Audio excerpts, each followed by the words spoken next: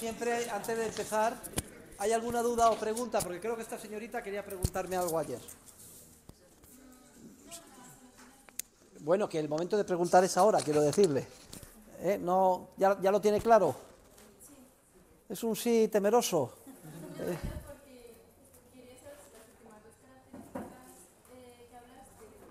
Que habló usted, señor profesor, doctor. Oiga, un catedrático. Usted al rey le llama de tú, todo de usted. Venga. Esas últimas dos características entran dentro como la 10ª y 11ª característica o es otra. No. Usted las numera, las puede numerar desde la primera hasta el final, ¿vale? Venga, será la 8, la 9 o la 10, ya no me acuerdo. Bueno, bien, entonces no hay más preguntas, cualquier duda que tengamos, ustedes tienen que seguir efectuando las lecturas, los alumnos del máster también, según lo indicado en el programa, a toda velocidad y aunque no entiendan nada, ¿eh? Yo sigo explicando en clase y no se preocupen que veremos todo el programa y en tiempo y forma, Dios mediante, les alcanzaré. Hemos terminado de comentar en clase, creo que suficientemente aclarado todo el tema 2, la totalidad de cuyos epígrafes les voy a preguntar en el examen final, porque dice memorizar entero. Y hoy voy a empezar a comentar los epígrafes del tema 3, características de la función empresarial. Esto nos va a llevar esta clase y quizás la de la semana que viene, y en cuanto terminemos empezaremos con la parte de metodología, que nos llevará una semana o así, y ya enseguida vamos a pasar a ley de la utilidad marginal, del rendimiento, concepto de sociedad, etcétera. Así el curso va a la velocidad de la luz. Estoy deseando llegar a la teoría de los precios para explicarlos con la película Pretty Woman. Bien. Bueno, muy bien, pues entonces comenzamos la explicación del tema 3, que se titula Características de la función empresarial.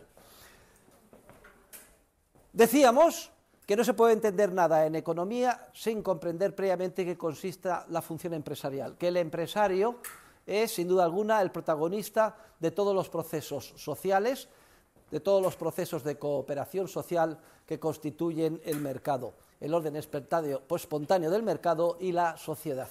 Pero entendemos el empresario, la empresarialidad de una manera, como una función abstracta que en mayor o menor medida tienen todos los seres humanos por el mero hecho de actuar. No estamos refiriéndonos al empresario stricto sensu en el ámbito mercantil, al empresario como tipo ideal, como figura prosaica que está a cargo de una firma, no.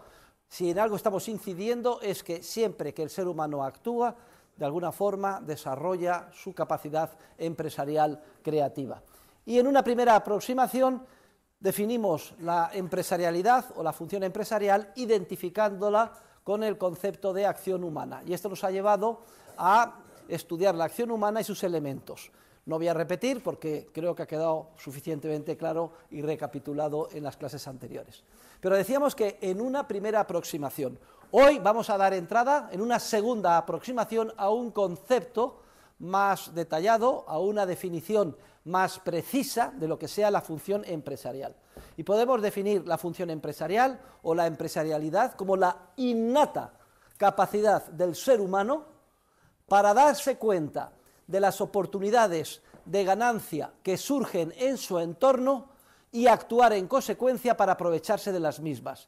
Repito, podemos definir la función empresarial como la innata capacidad del ser humano, es decir, es inseparable de nuestra naturaleza, para darnos cuenta de las oportunidades de beneficio que surgen en el entorno. Darnos cuenta, recuerden, en prehendo, prehendi, prehensum, la raíz latina de empresario, darse cuenta, descubrir, crear, de el qué, las oportunidades de ganancia o de beneficio que surgen a nuestro alrededor, oportunidades de ganancia o beneficio subjetivo. Ya hemos definido qué es tal cosa, es decir, los fines que descubrimos que tienen valor para nosotros y que decidimos perseguir porque pensamos a priori que ese valor, es decir, ex ante, como dicen los latinos, ese valor va a ser más alto que el valor de los fines a los que renunciamos al actuar, es decir, que los correspondientes costes.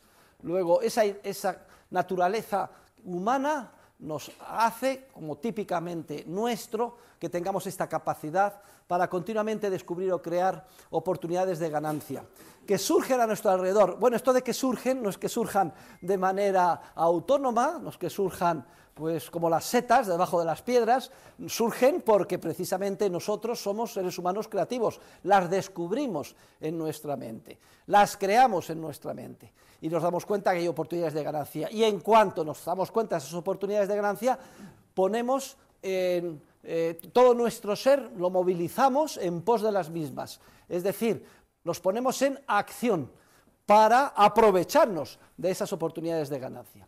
Es una definición más precisa, como ven ustedes, de la empresarialidad, está en perfecta consonancia con lo que hemos visto en clases anteriores, pero es más operativa, por lo que vamos a ir viendo paulatinamente en esta clase y en las clases subsiguientes.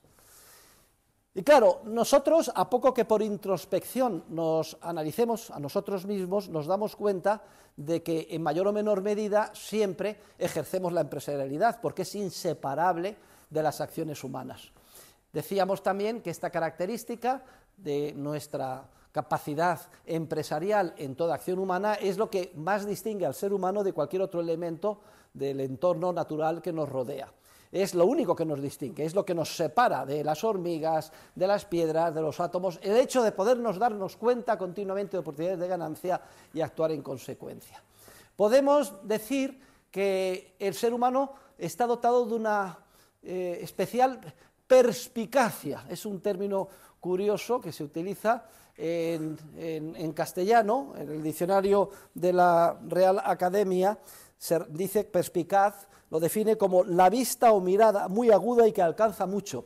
Vista o mirada muy aguda y que alcanza mucho. Recoge, de alguna manera, la idea que les estoy diciendo, esta posibilidad de descubrir o crear oportunidades de ganancia que de pronto vemos y anda, esto me interesa, bueno, pues voy a hacerlo y actuar en consecuencia. Fíjense ustedes que estamos refiriéndonos a realidades muy abstractas, en las que por un lado son las conocemos íntimamente, porque son íntimamente familiares para todos y cada uno de nosotros, porque continuamente actuamos porque solo somos seres humanos, pero por otro lado no disponemos en el lenguaje, y el lenguaje es algo que también ustedes están estudiando en su grado de comunicación audiovisual, no disponemos en el lenguaje de palabras o términos concretos, tenemos que utilizar términos por analogía, y entonces esta capacidad de descubrir o crear oportunidades de ganancia, decimos, bueno, pues que los empresarios o nosotros, todo ser humano, todo hombre y mujer, en la medida en que lo es, actúa, y actúa dotado de una especial perspicacia, es decir, de una vista o mirada muy aguda que le permite ver a lo lejos lo que va a pasar o lo que va a suceder. Es una analogía, no es que actuemos así, sino que de pronto se nos enciende una bombilla en el cerebro, también es otra analogía, no se nos enciende ninguna bombilla en el cerebro, es una manera simbólica de hablar, y descubrimos una idea o un conocimiento o una información nueva que previamente nos había pasado desapercibida, respecto de fines que nos merecen la pena, a los que damos de valor y medios que creemos a nuestro alcance para lograr esos fines. Perspicacia. Israel Kirzner, que es el gran teórico de la función empresarial, discípulo de Mises, que ha sido catedrático en la Universidad de Nueva York hasta su jubilación, hoy tiene pues casi 90 años, se refiere en inglés a que el empresario, si algo que caracteriza a todos y cada uno de los seres humanos que somos empresarios por definición, si algo que caracteriza es que estamos continuamente como alerta, alertness, capacidad de estar alerta es el término que utiliza. Es como si tuviéramos una antena parabólica, direccionable, que está alerta para recibir los mensajes o la información del mundo exterior y descubrir, anda, aquí hay una oportunidad de ganancia o beneficio que previamente me había pasado desapercibida, esa capacidad de estar alerta. El estar alerta, aunque recoge muy bien en términos analógicos lo que sea la capacidad empresarial, a mí me parece que es un término un poquito estático, parece que uno está parado y está ahí alerta. Perspicaz me parece que tiene un contenido un poquito más dinámico en ese sentido. Y hay otro término íntimamente relacionado con el término del empresario y función empresarial, que es el término de especulador. Especulador es sinónimo también de empresario, y etimológicamente procede del latín specula. ¿Y saben ustedes qué eran las spéculas? Eran unas torres que hacían las legiones romanas de madera muy altas, a las que mandaban los vigías para que estuvieran pendientes y ver a lo lejos si venía el enemigo. Recoge exactamente también el concepto de perspicacia, tal y como es definido por el diccionario de nuestra Real Academia, vista o mirada muy aguda que ve a lo lejos lo que va a venir, es espécula y especulador. Lo digo porque a nivel, digamos, de la calle, parece que el término de especulador es un término maldito, como el término de capitalismo. Si queremos insultar a alguien, pues, es usted un especulador, lo peor del mundo, usted un capitalista, como decir a la persona, es un hijo de puta, dice, es usted un capitalista. Bueno, pues resulta que no, que nosotros vamos a salvar estos términos y vamos a ver que, entendiéndolos bien, no deben de considerarse de manera peyorativa, sino todo lo contrario, que describen facetas íntimas e inseparables de nuestra propia naturaleza y que por tanto no podemos criticar. Estas espéculas que permiten ver a lo lejos lo que va a pasar son las famosas atalayas también de los musulmanes, de los árabes, que ocuparon durante 7 centurias la península ibérica. No sé si ustedes habrán viajado, supongo que el que más o el que menos sí, pues por la costa mediterránea o por Baleares o Mallorca, y verán que en la propia costa hay unas torrecitas, pues a lo mejor cada kilómetro o 2 kilómetros en lo alto, atalayas, muchas de ellas que se mantienen, se conservan. ¿Y para qué estaban las atalayas? Precisamente para eso, estaban los vigías para ver si venían los piratas berberiscos a atacar la costa y a esclavizar a los habitantes. Y además podían hacer un fuego, salía el humo, inmediatamente lo veía la otra atalaya y prácticamente en tiempo real en la capital se enteraban de la inminencia del ataque y podían tomar medidas preventivas. Luego, esta idea de estar en una atalaya para tratar de anticiparse a lo que va a venir recoge perfectamente la esencia de lo que es la función empresarial. Y se les llamaba espéculas, y de ahí viene el término especulador.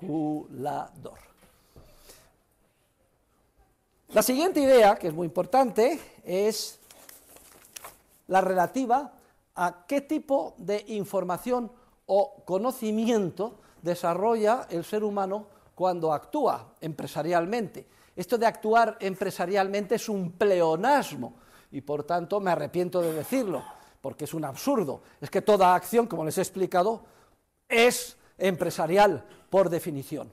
Si algo caracteriza al acto empresarial, tal y como me lo he definido, es que tenemos, y no me expliquen ustedes por qué, todos y cada uno de nosotros, en mayor o menor medida, pero todos, la capacidad de darnos cuenta de algo que previamente nos había pasado desapercibido. De descubrir. Y descubrir en este contexto es sinónimo de crear, descubrir o crear una información o conocimiento en nuestra mente que previamente no teníamos. Eso de que nos había pasado desapercibido significa que previamente no se nos había ocurrido, ni habíamos descubierto la oportunidad de ganancia. Pero en la medida en que de pronto nos damos cuenta de ella, la estamos simultáneamente descubriendo, si quieren ustedes, creando esa oportunidad de ganancia. Lo que sucede en nuestra mente, en pocas palabras, es que nuestra mente es capaz de continuamente crear nueva información, nuevo conocimiento, nueva información o nuevo conocimiento que previamente no teníamos. Entonces ahora se plantean dos cosas importantes. ¿Qué características tiene la información o el conocimiento que creamos los seres humanos al actuar? Es decir, la que vamos a denominar información o conocimiento empresarial. Perdonen, no me distraigan, les estoy viendo a todos. Todo el mundo concentra lo que digo yo durante todo el rato de la clase, por favor. ¿Qué características tiene la información o el conocimiento que creamos en nuestra mente cuando actuamos empresarialmente?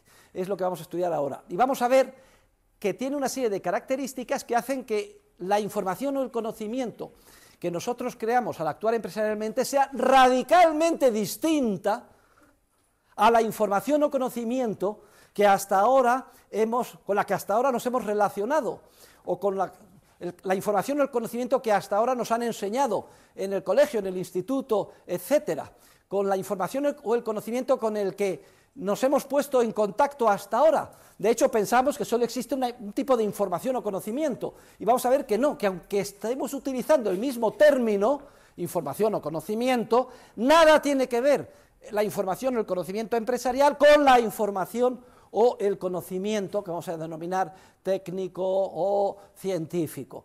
Aquí se produce de nuevo un contraste paralelo al que hemos visto. ¿Se acuerdan que decíamos que utilizamos el mismo término tiempo para referirnos a dos realidades radicalmente distintas? El tiempo del mundo de la ciencia natural era el cronos de los griegos, tiempo cronológico o newtoniano, que nada tenía que ver con el tiempo en términos de acción humana, el relevante para nuestra vida, el tiempo subjetivo, el tiempo experimental, el tiempo que sentimos fluir precisamente y solo en la medida en que actuamos, culminando cada una de las etapas de los procesos de acción que decidimos emprender, el kairos de los griegos. Veíamos mismo término, dos conceptos radicalmente distintos. ¿De acuerdo? Veíamos también, mismo término, probabilidad, pero dos conceptos radicalmente distintos de probabilidad. Probabilidad de clase, en el mundo de la ciencia natural, donde se conoce cómo se comporta un conjunto o clase de fenómenos homogéneos entre sí, frente al concepto de probabilidad de caso o evento único. Veíamos que en el mundo de la acción humana no hay, ni se pueden hacer conjuntos de elementos homogéneos entre sí, que cada acción humana, en su contexto, en sus circunstancias particulares de tiempo y lugar, es un evento único, históricamente irrepetible. Y por tanto, aunque utilicemos el concepto de probabilidad, decíamos que esto es una simple figura del lenguaje para querer transmitir un grado de creencia, pero que no se puede medir. O aunque se mida, no, yo pienso que este matrimonio, o que el Real Madrid va a ganar al Nápoles, o hoy el Atleti a este equipo de nombre impronunciable, que no sé si es holandés o contra quién juegan, con un 80% de probabilidades. Esto significa que si a mí me dan una lotería y me dan el 80%, yo pienso que esa es la probabilidad de que vayan a ganar. Me da lo mismo que usted lo explique así, porque aunque otra persona en su mente también reproduzca lo de la lotería del 80%, el grado de intensidad no tiene nada que ver. Estamos hablando de mundos distintos que no se pueden medir. Pues de la misma forma que utilizamos términos para dos realidades distintas, en el caso del tiempo, en el caso de probabilidad, lo mismo nos pasa, y todavía es más importante, en relación con el concepto de información o conocimiento. Y es muy importante lo que vamos a comenzar a explicar hoy, porque la información o conocimiento relevante para nuestras vidas, la información o conocimiento de la que va a depender que tengamos éxito en nuestras vidas, la información o conocimiento de la que va a depender que consigamos los fines que valoramos a lo largo de nuestros proyectos vitales, no es la información o conocimiento que se aprende en las aulas, no es la información o conocimiento que se aprende en los libros de texto, no es la información o conocimiento que se aprende en la universidad. ¡Ay, qué decepción! No vale para nada todo lo que estamos haciendo. Vamos a relativizarlo, vale, pero para poquito, poquito. Porque lo importante para nuestras vidas no es la información o conocimiento objetivo, científico, técnico, que nos han enseñado desde que somos pequeños, sumar, leer, etcétera, o en los libros, o teoría del lenguaje, etcétera, sino la información o conocimiento empresarial. Y lo que vamos a hacer a partir de ahora es no solo definir la información o conocimiento empresarial, sino explicar cuáles son sus características, y especialmente sus características diferenciadoras frente a la información o conocimiento del mundo de la ciencia natural. Y esto sí que es importante, porque hoy entramos en clase, en contacto, por primera vez, con todo un mundo. Anda, es que existe una información o conocimiento distinto del que yo pensaba que existía, único, y además el que he venido aprendiendo, y además el que con gran ilusión vengo. Pienso que vengo al grado de comunicación audiovisual, y por tanto, si estudio bien y saco buenas notas, tengo garantizado ser un buen comunicador en el ámbito audiovisual, o un buen director de cine, un buen productor, guionista, realizador. Oh, nombre rimbombante, Facultad de Ciencias Empresariales. Oye, esto es chollo. ¿Yo qué quiero ser? Yo quiero ser millonario. Entonces, para ser millonario tengo que ser empresario. Pues está clarísimo. Voy a una facultad de Ciencias Empresariales y a mí me enseñan todo. Contabilidad, finanzas, marketing. Saco las mejores calificaciones. Salgo al mercado de trabajo y me forro. No funciona así. porque lo que enseñamos en las universidades es conocimiento objetivo, científico, técnico, que nada tiene que ver con el conocimiento del que depende el éxito de lo que hagamos en nuestras vidas, que es la información o conocimiento empresarial. Y uno no tiene nada que ver con el otro. Y si algo caracteriza el tiempo actual, los últimos 2 siglos, es que se ha producido un endiosamiento cientificista de la razón humana, hasta el punto de que se ha llegado a ningunear completamente, como si no existiera el conocimiento de verdad relevante para nosotros, que es el conocimiento empresarial, y endiosar el conocimiento científico, como si la ciencia lo pudiera todo, como si la ciencia nos pudiera garantizar todo, como si los expertos fueran la llave de nuestro éxito. Fíjense que esto va de la mano con lo que les vengo explicando una y otra vez. ¿Se acuerdan cuando les explicaba que el ser humano corre el peligro de rebelarse contra su propia naturaleza empresarial y creativa y reaccionar con agresividad frente al hecho de que el futuro sea ineradicablemente incierto, porque es un por hacer que no un porvenir? Y que la gran tentación es caer en la manipulación a la que los quieren someter. Es decir, no os preocupéis, no tenéis que ser personas mayores, ni maduras, ni responsables de nuestra vida, ni actuar tratando de lograr vuestros objetivos. Papá Estado os lo va a dar todo desde el principio, desde que nacéis hasta que morís.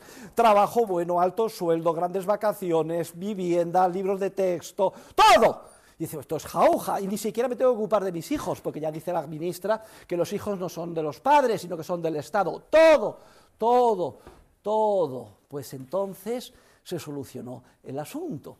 Y de la mano va el hecho de que, y además no os preocupéis, porque están al frente de todo unos expertos en todos los ministerios.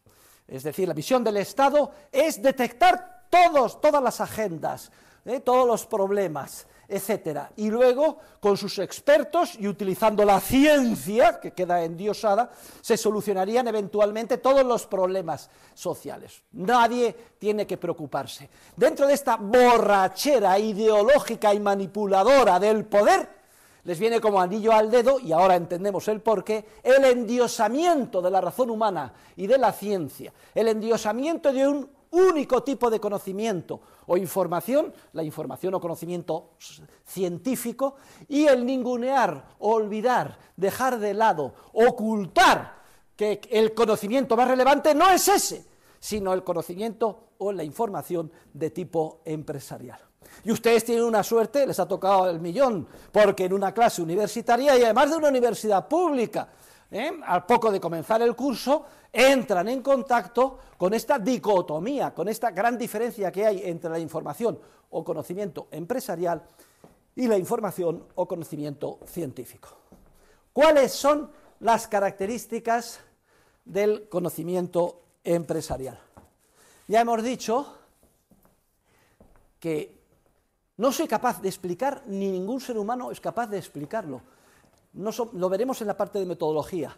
No somos capaces de explicar por qué y cómo creamos nueva información que antes nos había pasado desapercibida.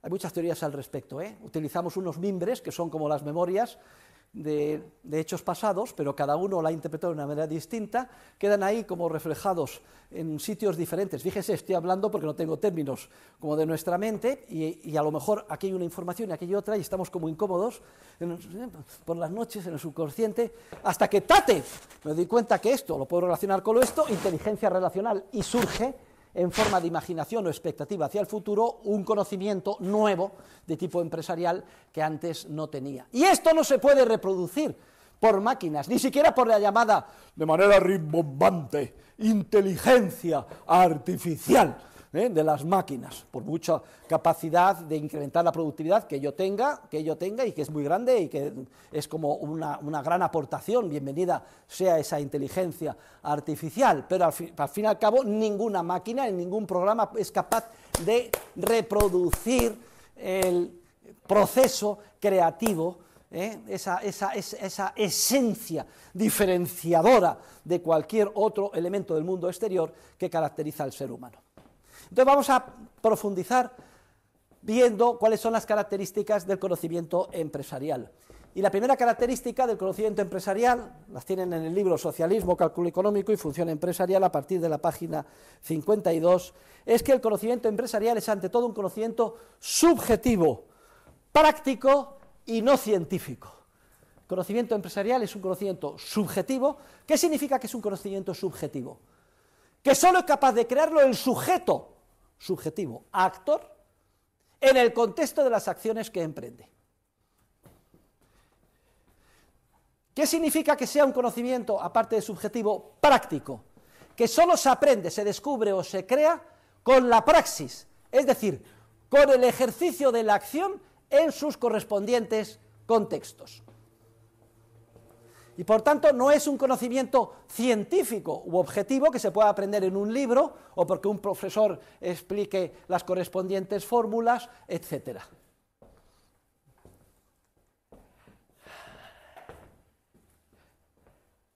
Cuando yo era pequeño en el colegio, yo siempre era el primero de la clase. ¿Se lo creen ustedes?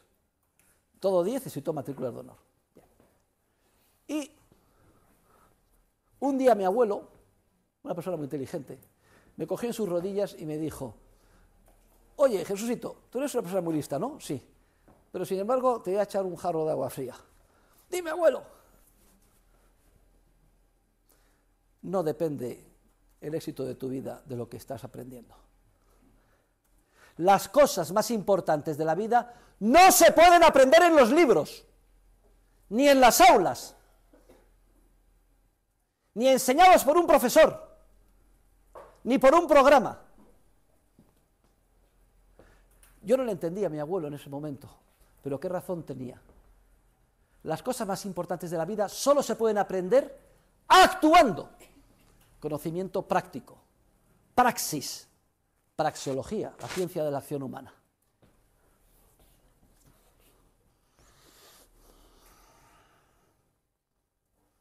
Usted podrá ir a la Facultad de Ciencias Empresariales.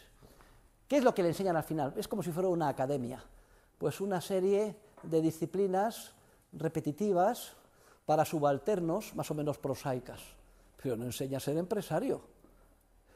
Empresario en el sentido ya estricto, en el mundo mercantil, para ser empresario hay que crear una empresa,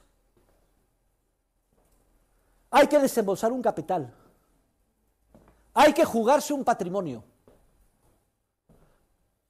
hay que producir algo en un entorno de competencia, hay que buscar las mejores características del producto, tratando de averiguar o adelantarnos a qué es lo que demandarán los consumidores el día de mañana. Hay que negociar duramente con los factores de producción para reducir al máximo el coste. Y eso, después de muchos días, meses y años, a lo mejor fracaso. Pierdo todo mi patrimonio y me arruino. Y si no, que se lo digan a Steve Jobs, que quebró 2 veces antes de dar en diana con el iPhone.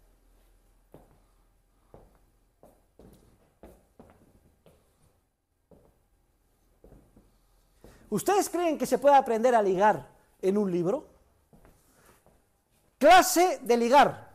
Mañana vendrá la experta en ligar o el experto en ligar. Venga, incluso ha escrito un manual.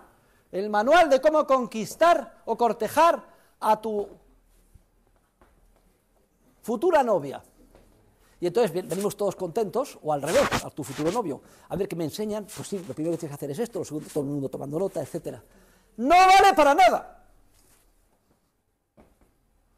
Solo se puede aprender a ligar intentándolo y que te den muchas calabazas.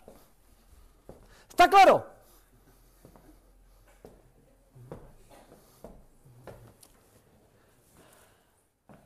Vamos a poner otro ejemplo en otro contexto, en un contexto artístico.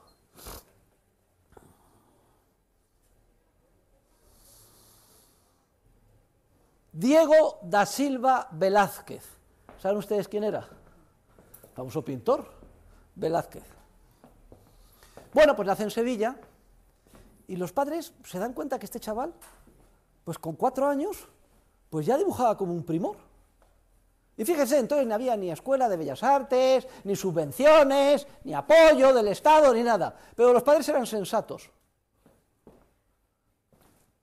¿Por qué no le metemos como aprendiz, que sabemos que aquí hay un taller de pintura, un tal Pacheco, que es bastante famoso, que hace? Y le meten al chaval como aprendiz.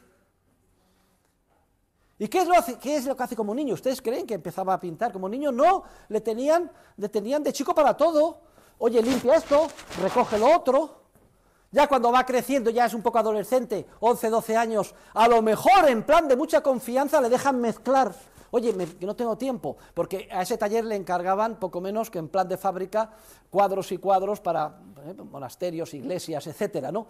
No tengo tiempo, mézclame este blanco, hazme un poco amarillo. Y el pobre, que es más listo que el hambre, 150.000 millones de neuronas tenemos, somos esponjosas, con capacidad de absorción del mundo que nos rodea. Hombre, coño, que me estoy dejando la piel aquí, no me distraiga usted. Todo el mundo pendiente de lo que digo yo. Bueno, pues a lo mejor con 11 o 12 años a Velázquez pues ya le empiezan a dejar, yo qué sé, mezclar las pinturas, etcétera. Y él ve cómo van pintando en ese taller. Y a lo mejor ya con 16 años, un día cansados, los oficiales, y el dueño del taller, por cierto, se casó con la hija del jefe. Joder, son las 8, llevamos todo el día, nos falta esa esquina de cielo, pero es muy sencilla, solo hay que poner un poquito de azul y terminar la nube. Oye, Diego, anda, ¿por qué no terminas esa esquina de cielo? Y Diego es como si le hubiera tocado la lotería. Ay, sí, no te preocupes, no, yo fuera de horas por la noche, y con un candil, ¿qué oportunidad tengo? Me han dejado la esquina del cielo. Y termina el cielo. Al día siguiente vuelven, y resulta que lo más maravilloso del cuadro es la esquina del cielo que ha pintado Velázquez. Pero solo se puede aprender a pintar como Velázquez pintando, no en un libro. Aunque ustedes les digan en un libro cómo hay que pintar, no pueden aprender a pintar en un libro, ni en una facultad de bellas artes. Ahí podrán aprender a imitar estilos, pero no a ser rompedores. No se puede aprender a hacer películas copiando lo que haga un director, sea Garci o el que ustedes quieran. Sí, les vendrá bien ver muchas películas, pero tienen ustedes que poner su impronta empresarial, porque el conocimiento empresarial solo se aprende actuando, es un conocimiento práctico, en las coordenadas de tiempo y lugar en las que uno tiene que actuar. Vamos a ver, ¿se puede aprender en un libro a ser un buen esposo, un buen marido y una buena esposa, una buena mujer? ¿A sacar adelante un matrimonio? No se engañen, la respuesta es que no. Como mucho podrán leer una serie de consejos, más o menos obvios o prosaicos. Pero luego llega la verdad. Te has casado, has dicho el sí, y al día siguiente empieza lo bueno. Y eso hay que aprenderlo. Además que no es lo mismo con fulanito que con menganito. Cada uno es un mundo, un universo distinto. Ni en el mundo estrictamente mercantil, ni en el artístico, ni en el mundo de la filantropía. El ejemplo que pongo todos los años de empresaria, Madre Teresa de Calcuta. ¿Pero qué dice el profesor? ¿La Madre Teresa de Calcuta es una gran empresaria o fue una gran empresaria? Claro que sí. Pero si no se dedicaba a ganar dinero, no.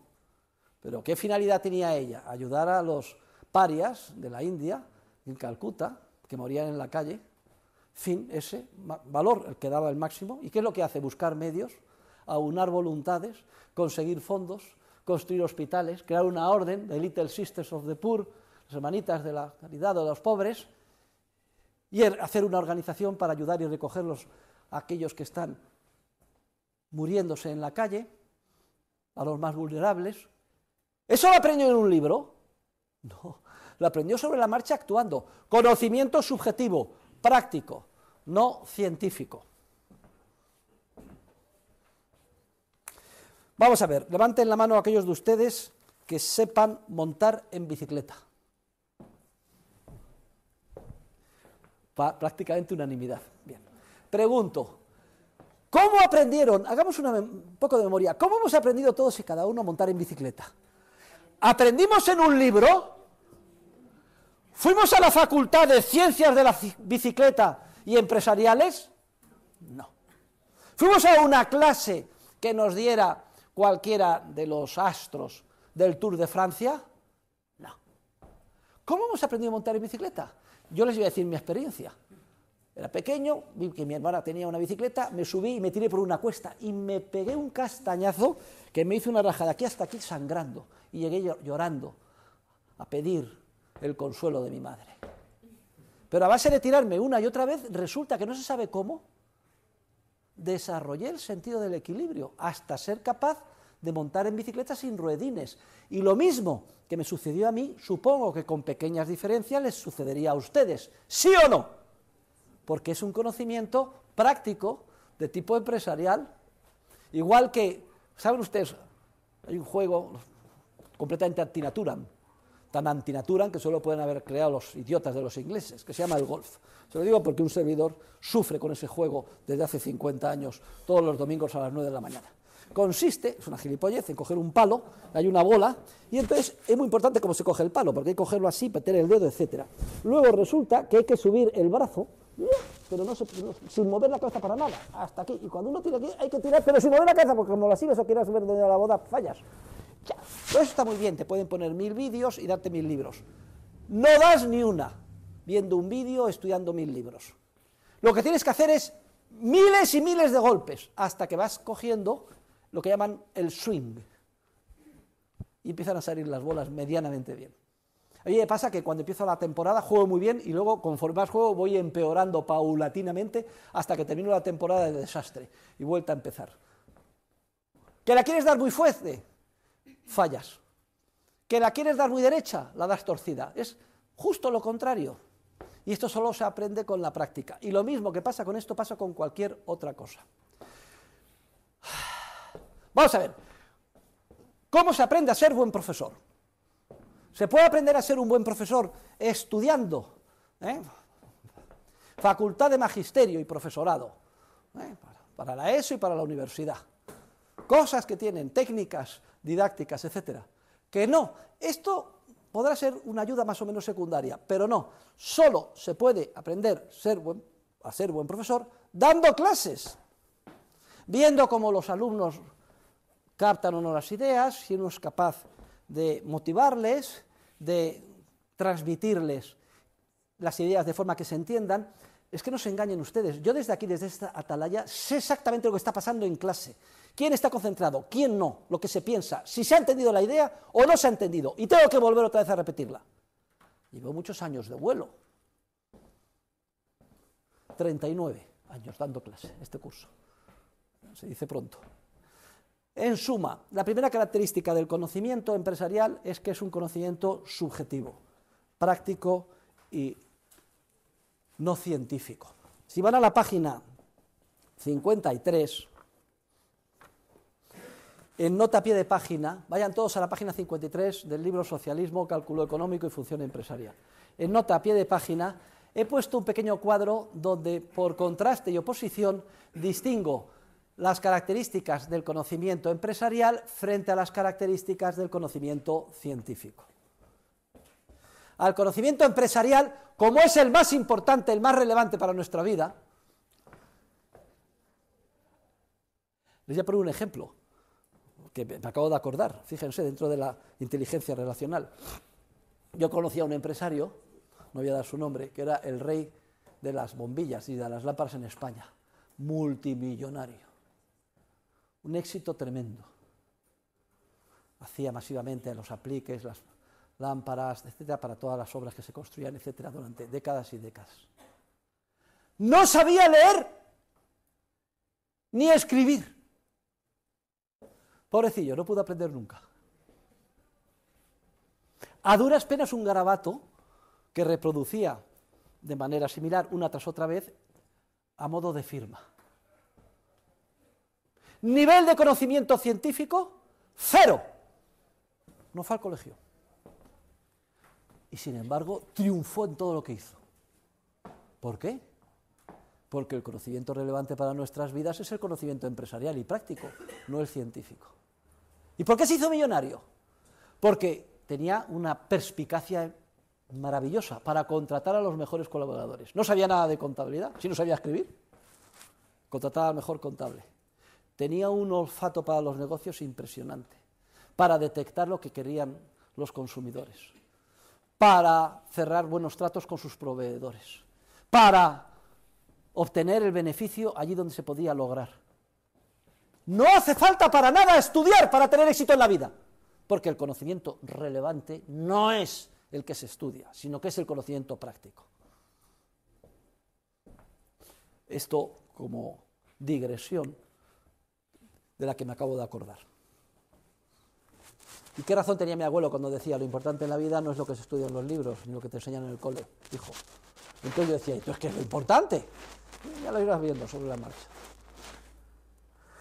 Voy a llamar tipo A al conocimiento importante, el conocimiento empresarial. Conocimiento tipo A o información tipo A. Y conocimiento tipo B al conocimiento que hasta ahora pensábamos que era el único relevante o el único que existía, que es el que denodadamente nos ha llevado muchas horas estudiándolo en la ESO, en el colegio, en el instituto o ahora en la universidad, el conocimiento científico.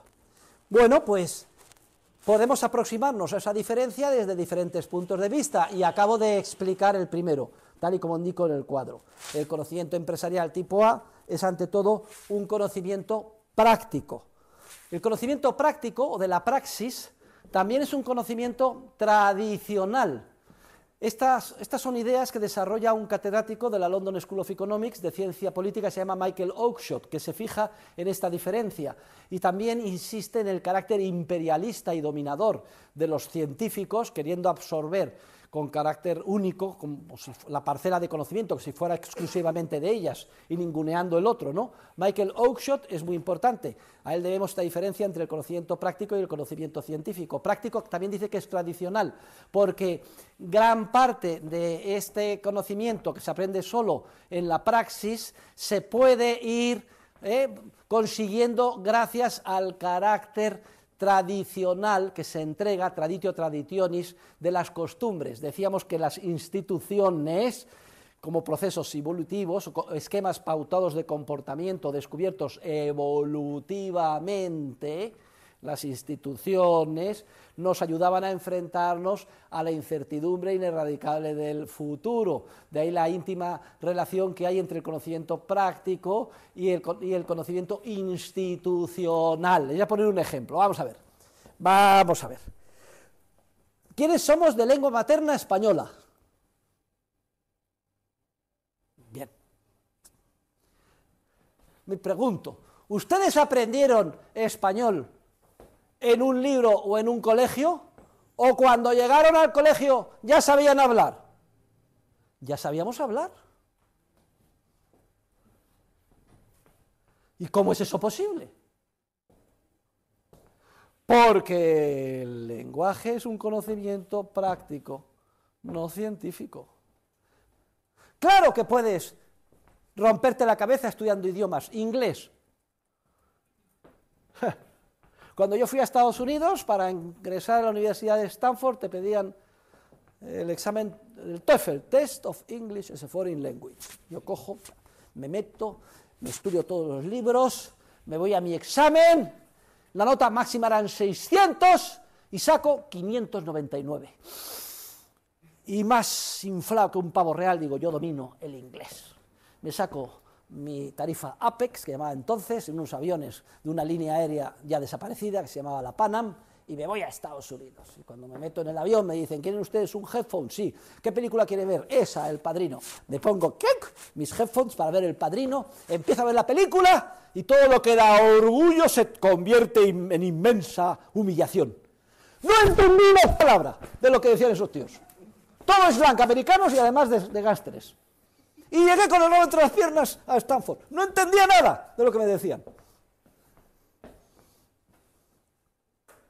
Y mi mujer, que estaba estudiando educación para niños, un día voy a verla y estaba en una escuela, en una guardería con niños de 3 años.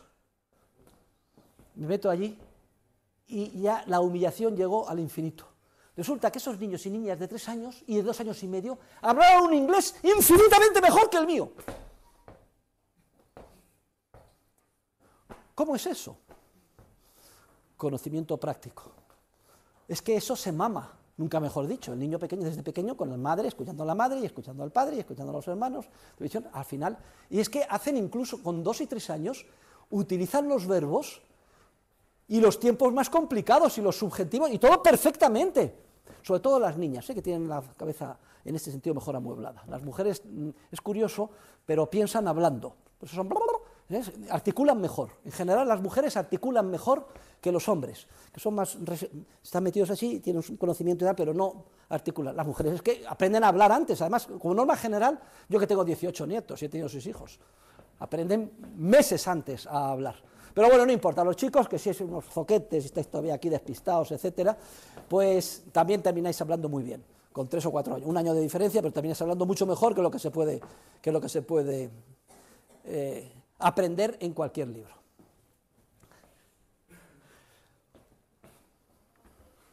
Pero hay una segunda dimensión de diferencia, que es la que debemos a Hayek, lo vamos a ver después, porque Hayek dice que el conocimiento empresarial es un conocimiento disperso o diseminado, ya lo veremos, mientras que el conocimiento científico es un conocimiento consensuado, centralizado, objetivable. Pero hay otra diferencia importante, que es la que debemos a Michael Polanyi, otro genio que distingue entre los tipos de conocimiento. También lo vamos a estudiar enseguida. Dice que el conocimiento empresarial, que es de tipo práctico, es un conocimiento tácito, no articulable, no se puede expresar de manera objetiva, mientras que el científico es articulable. O, por donde empezábamos, con Mises, ayer, el conocimiento empresarial es un conocimiento sobre eventos únicos, históricamente irrepetibles. Esta chica, a ver si me la ligo hoy, esta tarde, en la discoteca.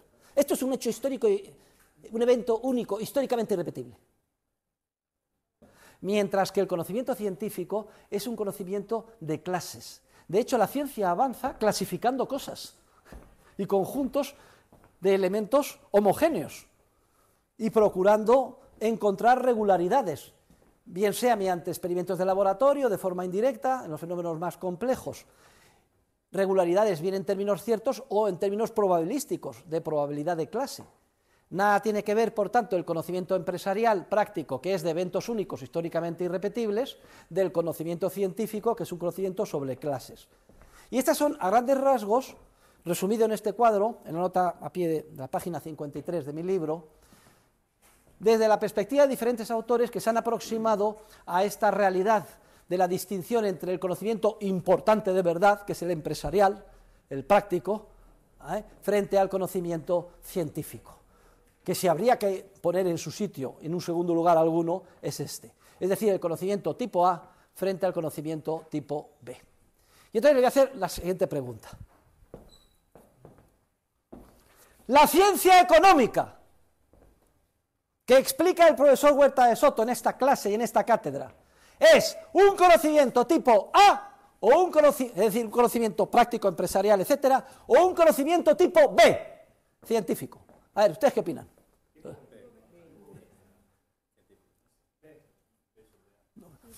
Cállense los de máster, que saben demasiado. Vuelvo a repetirles. Alumnos de grado, acuérdense ustedes el famoso chiste.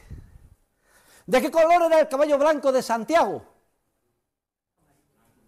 Vale, bien, entonces vuelvo a hacer la pregunta. La ciencia económica de esta cátedra que está impartiendo el profesor Huerta de Soto, ¿qué tipo de conocimiento es? ¿Es un conocimiento tipo A, de tipo empresarial, práctico, del relevante para nuestras vidas?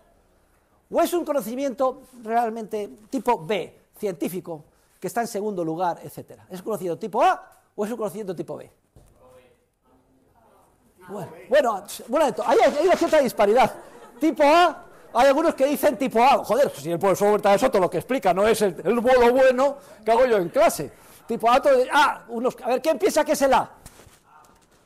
Hay bastantes A's, bastantes A's. ¿Quién piensa que es el B? Bueno, vamos a ver, para los escépticos de la A, y ahora les quitaré su escepticismo. Vuelvo a repetir, ¿de qué color era el caballo blanco de Santiago? Bueno, pues ahora hago la siguiente pregunta. La ciencia económica que explica el profesor Huerta de Soto, ¿es un conocimiento práctico o científico? Está claro que es un conocimiento tipo B. Vale. Pero les voy a salvar su decepción. Entonces, ¿qué hacemos aquí? Pues entonces el propio profesor Huerta de Soto dice que esto pues tiene una validez, pero vale para algo, pero relativamente secundario, estamos perdiendo el tiempo.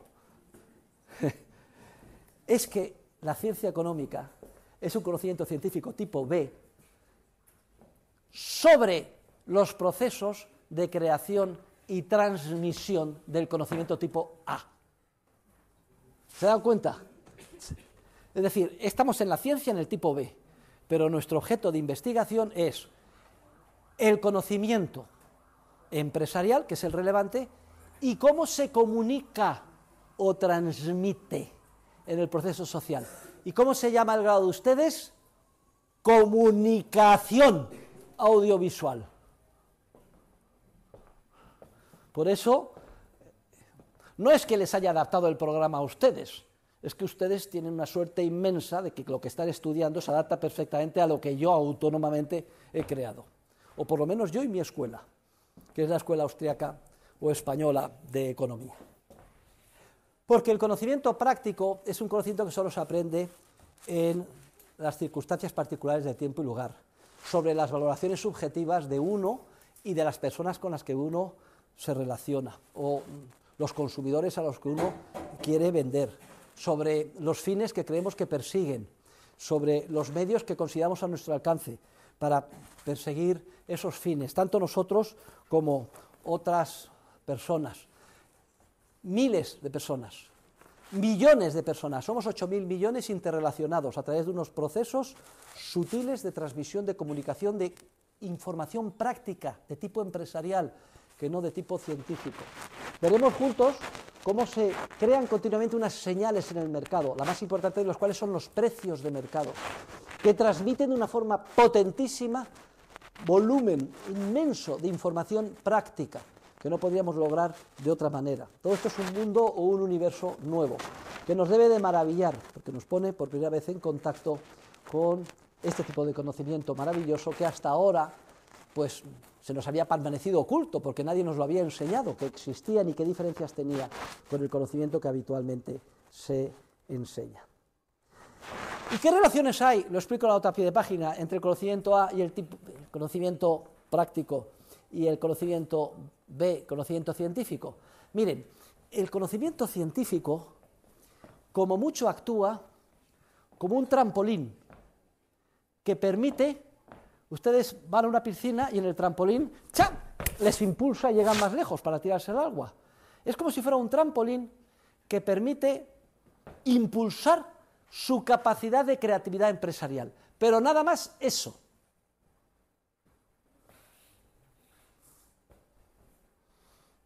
Si no disponemos de ordenadores, ni libros, ni sabemos leer, etcétera, estamos como si dijéramos capados. No quiere decir que no podamos crear empresarialmente. De hecho, les he puesto el ejemplo del rey de las lámparas, millonario.